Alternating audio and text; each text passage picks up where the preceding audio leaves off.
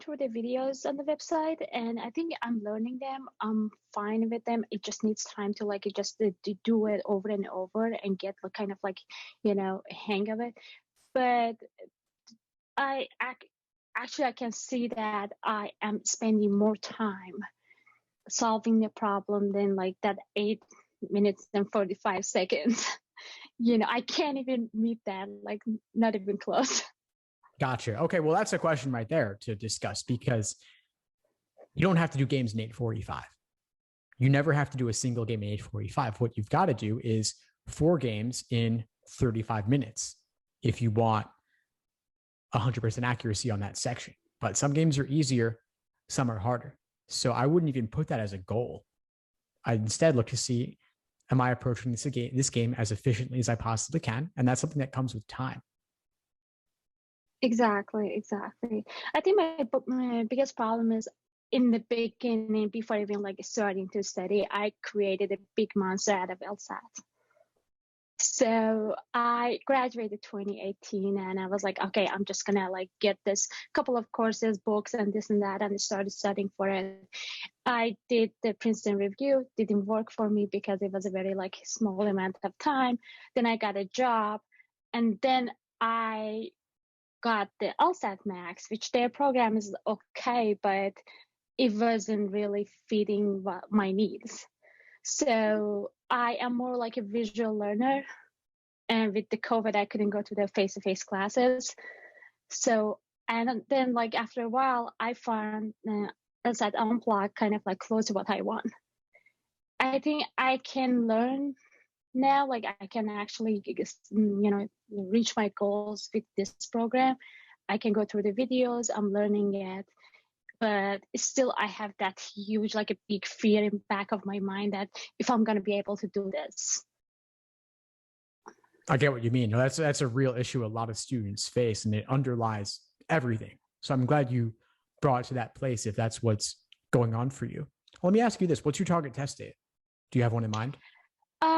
I want to shoot for August 14th. Okay. So we're speaking now, early March. That's about 5 months away. Yes. What other obligations do you have between now and then? So I work 40 hours a week, and I'm a single mom. I have a kid. She's in high school. She's not really dependent on me, but she does her things. But still, being home, she's home. I have to keep eye on her, her stuff. But overall, like I have time to study. I work until 5 o'clock, and after 5, I can actually devote my time to LSAT and just to study what I have to do. Okay, good to know. So it's really, I guess it's going to be more in the evenings and weekends. Is that primarily when you're looking to study? Yes. Okay, cool. Now, have you made any kind of plan for yourself about how you'll break it down over the next 5 months? Because there's a lot of material you can cover. The question is how to go about it. Yes, I actually, before purchasing the Supreme program, I actually got the day-by-day 5 months plan. And I started that actually from March 1st. When I signed up for the course as well. And I think it's doable. It's doable, like if I, follow the schedule. Yeah, I believe it is too. And the schedule will help you know exactly what to do every single day over the course of your prep, starting from the very beginning. You also have access to the live classes every night. So that's something you can take advantage of as well to get additional support. I feel like I'm in the beginning and I don't know if I can actually dive into that classes yet, but I'll try to do that as well.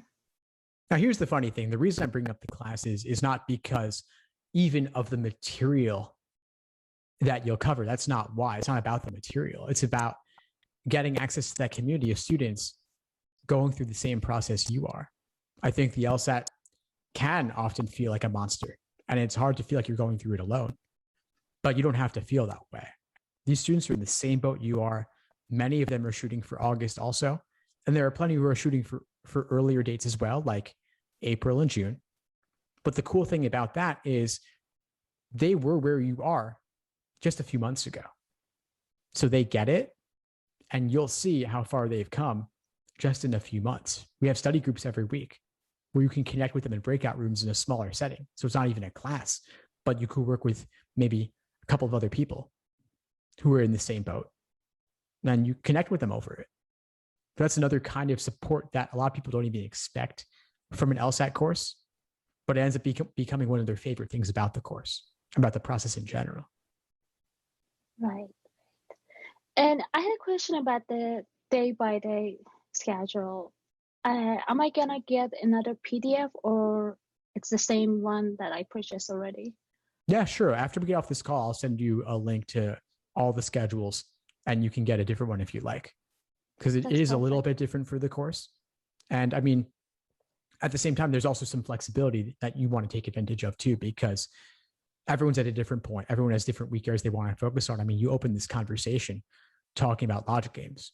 So in your case, you might want to spend more time going to the logic games live classes every week, or going to the logic games videos in the course and focus on that area for a bit. But I'd also encourage you to attend other classes as you feel comfortable. Right. And another thing is, I was thinking to talking about it is, I think many people bring this up, and because of, like, as I told you in my email, English is my fourth language. So basically it just takes like plenty of time to read and go through the questions. And I know you talked about in your Instagram post, I saw you talked about some websites that I can read, like the passage reading. And do you think it's possible to improve in 5 months? Oh yeah, you can improve a tremendous amount in 5 months, no matter where you're at, no matter your background. And of course, by the way, 4 languages, super impressive. That's a lot. I don't know too many people who've got that going on. That's awesome. It's a big challenge though to not be a native English speaker. I mean, the LSAT's hard enough, even for native speakers. So for a non-native speaker, I can only imagine. So much respect. Now, there are some tools I mentioned for speed reading related, which can help, especially when you're doing the LSAT on a screen, when typically we're used to reading. Think about what people typically read on the internet. It's typically lighter. It's typically not the best quality. It's random stuff. And it's not a long article or a long passage or a long scholarly work. And the LSAT stuff is at that academic scholarly level. So I would suggest taking some of these LSAT passages or LSAT style material and putting it into one of those apps. And the apps are things like Spreeder.com and phrasereader.com. And I have a class in the course just talking about that primarily. It's one of the reading comp master classes. So I'll send you the link. If you can't find it, let me know. And I demo it in the class to show you how you might go about it. And that's something to just work on the side and see if it helps you. Perfect.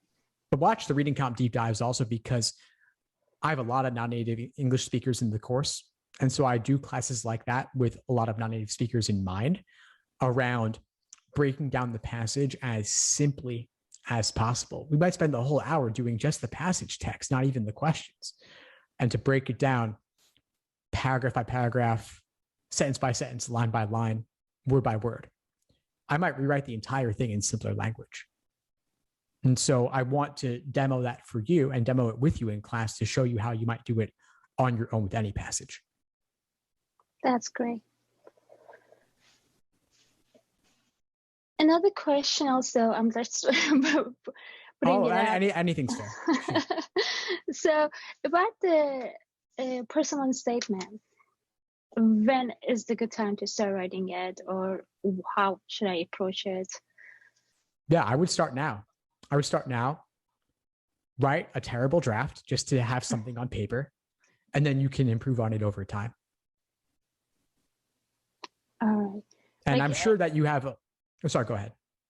Sorry about that. Yes, like with the background and with the job I'm doing, I told you about about my job. I work as a criminal investigator for the public defender's office. That was actually the biggest reason I'm doing the LSAT.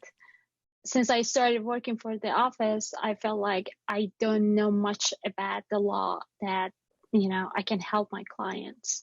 And as more as, I learn, I feel like more confident talking about, the laws, talking about the regulations to them, and like helping them to understand what they are going through, because, our criminal justice system is hard to navigate. So, and I would love to put that in my essay, in my statements, and it's that's kind of like a big part of my personal statement. Amazing. I mean, you have several fantastic stories you can tell, and I want to make sure you tell as many of them as possible in your application.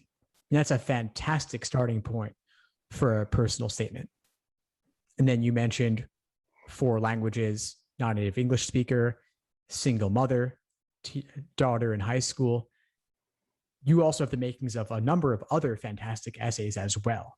I could imagine diversity statement. I could imagine an optional essay or addenda of some kind. I want you to submit at least 3 different pieces of writing in your law school application, covering these different elements of your story. And we have admissions workshops in the course every single week, Wednesday nights. I would definitely encourage you to attend. And you could also watch the recordings of the previous ones. We've got at this point, we have a dozen different application essay workshops in the admissions section of the course. And so you can see workshops covering other people's drafts and how members of the community improve them and give feedback and suggestions to make the next draft even better. So you can see what goes into writing a fantastic personal statement or other essay. And wherever yours is at is a fine starting point. And just get this down on paper, get the information down so you have something to work with. Great. And I think, that's something that I wasn't even sure if I'm doing in the, right thing, starting that, because I'm just so overwhelmed with the, LSAT itself. So as I said, the monster. But yeah, that was another thing that I really wanted to talk to you about, which I'll watch those videos and hopefully I start it soon. And what advice you have for me? I'm literally in the beginning. Take it one day at a time. I mean, you've got 5+ months till the August LSAT. You can make anything happen, even just with a couple of hours at night, a couple hours on the weekend, maybe more if you can. But break it down. I mean, it's not the LSAT. There's this kind of logic games question. There's ordering logic games. Start with those. Just aim to master ordering logic games. I have a big list of logic games categorized by type. And so you could just say, I'm going to do a bunch of ordering logic games for the next couple of days and watch the related videos. And then, okay, I feel good about this.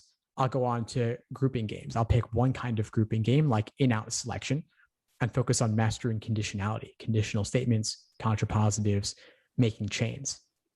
I have those categorized. I also have many videos on them. So break it down to individual pieces. I mean, that's what the day-by-day study plan's about. And over time, you'll get there, but you don't need to worry about the other stuff yet. Yeah, it's just, everything is kind of you kind of feel like you're alone. But I'm actually so excited about the course, and I feel like I have a lot of, resources I can reach out and study, and it feels good now. Awesome. No, I'm glad to have you in the course. Reach out anytime, please. I'd love to hear from you and help however I can, and attend the sessions too. I mean, like I said, the community is a big element of it, and I think that support could really help you. Thank you so much, Steve. Of course, Farnak, my pleasure. Have a good one. You too. Take care. Thanks for tuning into the show. Please subscribe if you haven't done so already to be notified of new episodes as I release them. And feel free to reach out if you need anything at all as you move forward with your prep. I'm happy to help however I can. In the meantime, I'll wish you all the best and take care.